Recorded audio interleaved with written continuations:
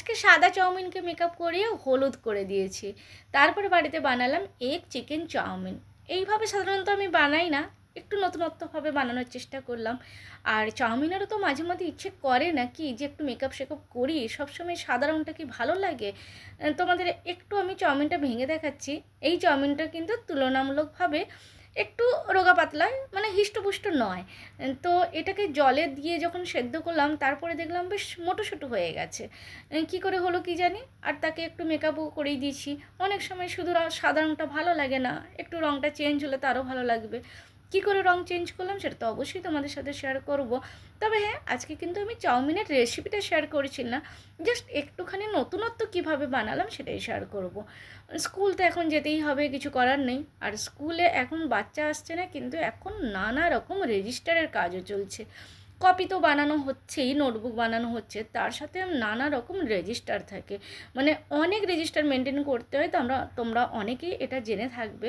তো সেই রেজিস্টারের কাজ করতে করতে সত্যিকারে মাথাটা পুরো খারাপ হয়ে যায়। আর আজকে কি হয়েছে জানি না, চারটে পেন আমার আজকে শেষ হয়েছে। মানে হয়তো আগের থেকে শেষের মুখে ছিল, কিন্তু আজকে দেখছি যেটাই বার করে লিখতে যাচ্ছি সবটাই যেন শেষ হয়ে গেছে। আর দুটো মানে লাল রঙের পেন আছে, রেড ইঙ্ক আছে, তো সেটা তো অন্য সময় লাগবে, এই মুহূর্তে লাগবে না। তারপরে মোটামুটি খুঁজে খুঁজে আর একটা পেন বার করলাম, লাকিলি পেয়ে গেছি। মানে 5 নম্বর পেন চলছে এটা।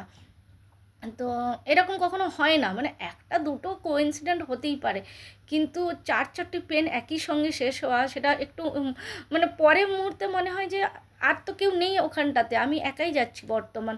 তো আমার কাছে পেন না থাকলে আমি লিখবো কী দিয়ে, তো এই জিনিসটা একটু মাথায় আসে। বাচ্চারা আসছে না, তাই কিছু কিছু জিনিস এই টাইমে করে রাখছি, যেগুলো মনে পড়ছে সমস্ত কিছু করে রাখছি। আর এখন 30 তারিখ অবধি অবশ্যই আসতে হবে। তো চুপচাপ বসে থাকলে কি ভালো লাগবে, তো ভাবলাম একটু চকলেট খাই। আর এই চকলেটটা নতুনত্ব চকলেট লাগলো, পাশেই দোকান আছে, দোকান থেকে নিয়ে এসে তো কাউকে বলতে দিয়ে গেছে। তো এবার স্ট্রবেরি টাইপের চকলেটটা দেখতে বেশ ভালো লাগছিল, কিন্তু খোলা যাচ্ছিল না, তো তাকে কাঁচি দিয়ে কাটতে হলো, দিয়ে তারপরে চকলেট বেরোলো। যাই হোক, তারপরে তো বাড়ি ফিরে এলাম। এইমাত্র স্কুল থেকে এলাম,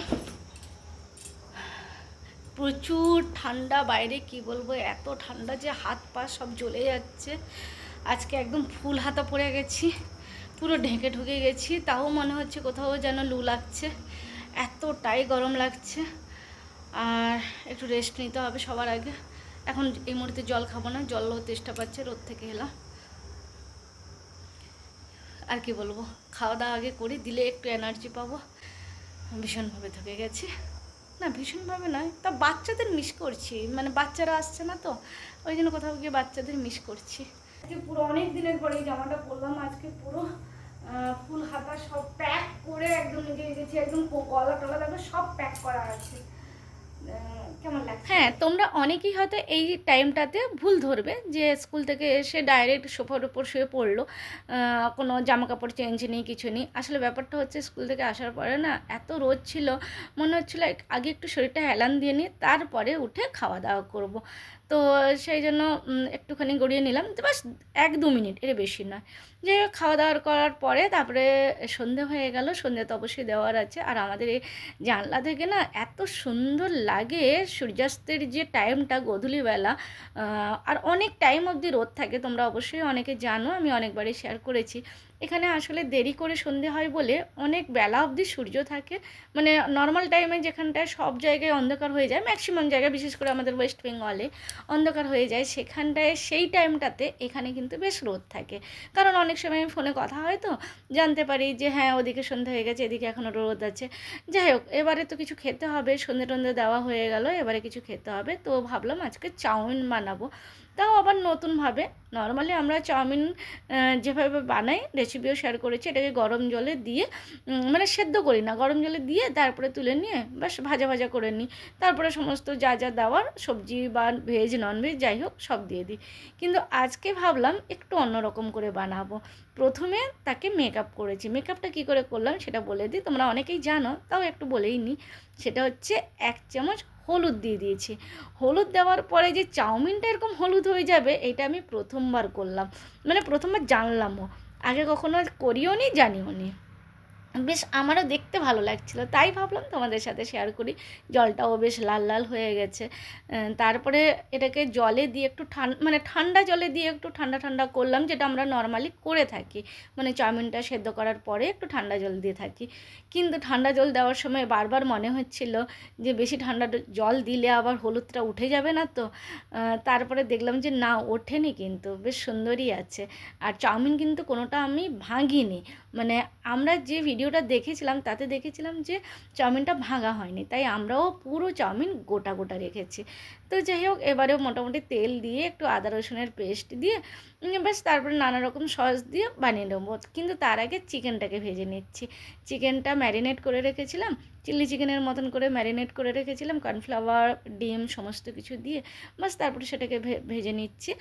আর এইরকম ভাজা চিকেন নর্মালি কিন্তু খেতে বেশ ভালো লাগে। চিকেনের পরিমাণটা অবশ্যই কম ছিল, কিন্তু নর্মালি এরকম ভেজে রাখলে না বেশ ভালো লাগে খেতে। যাই হোক, তারপরে দুটো ডিম দিয়েছি, বেশি নয়, দুটো ডিম দিয়েছি। আর ওটাতে একটা ডিম গেছে, মোট 3টে ডিম লেগেছে। আর এই যে দেখো, এখানে চিকেনের ফ্রাই করে নিয়েছি, এখানে ডিমটাও ফ্রাই করা হয়ে গেল। এইবারে বানিয়ে ফেলবো। কিন্তু এইটাতে একটা নতুনত্ব হলো যে এই চাউমিনটাকে কিন্তু আমরা নর্মালি যেভাবে তেলে ফ্রাই করি সেইভাবে আমি ফ্রাই করিনি। জাস্ট আগে সবজি দিয়ে দিয়েছি, সবজি দিয়ে ভাজা ভাজা করে নেওয়ার পরে সস দিয়ে দেবো, সমস্ত রকমের সস যা যা লাগে। তারপরে উপর থেকে চাউমিনটা দিয়ে বাস নাড়িয়ে নেব। আর নামানোর একটু আগে যে চিকেন আর ডিমটা ভেজে রেখেছি সেটা দিয়ে দিলেই হয়ে গেল।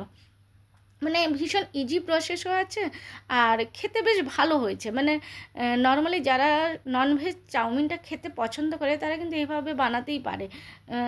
আমার চট করে কিন্তু খুব একটা ভালো লাগে না, তবে আমার এটা ভালো লেগেছে, যার জন্য আমি সাজেস্ট করতেই পারি যে এইভাবে তোমরা বানিয়ে খেতেই পারো। খুব ইজিলি হয়েও যায়। রেসিপিটা যদিও শেয়ার করিনি, কারণ এখন মোবাইলে সব জায়গায় রেসিপি পাওয়া যায়, তাই রেসিপিটা আর আমি নতুন করে শেয়ার করেছি না। অনেক দিনের পরে এগ চিকেন চাউমিন, শুনতেও ভালো লাগে আর খেতে তো অবশ্যই ভালো লাগে। যারা ননভেজ পছন্দ করে তাদের কাছে ওই এগ চিকেন চাউমিন মানে খুবই ইয়াম্মি ইয়াম্মি একটা স্ন্যাক্স, দারুণ লাগে খেতে। আর আজকে রান্নাটাও কিন্তু ভালো হয়েছে।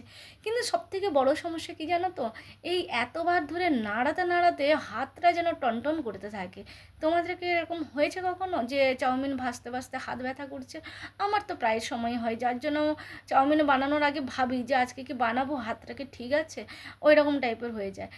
তো যাই হোক, খেতে সত্যি ভালো, অনেকগুলো চাউমিন আছে। কিন্তু কেমন দেখতে লাগছে অবশ্যই কমেন্টসে জানিয়ে।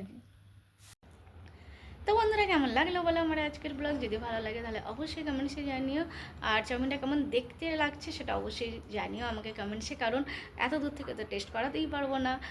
তোমরা কে কোথা থেকে দেখছো আমাকে কমেন্টসে জানিও, তাহলে আমারও ভালো লাগবে। যাই হোক, টাটা বাই বাই, সবাই খুব ভালো থেকে, লাভ ইউ অল। এক হাতে তো তাই এইভাবে দেখালাম, love you to all, thank you.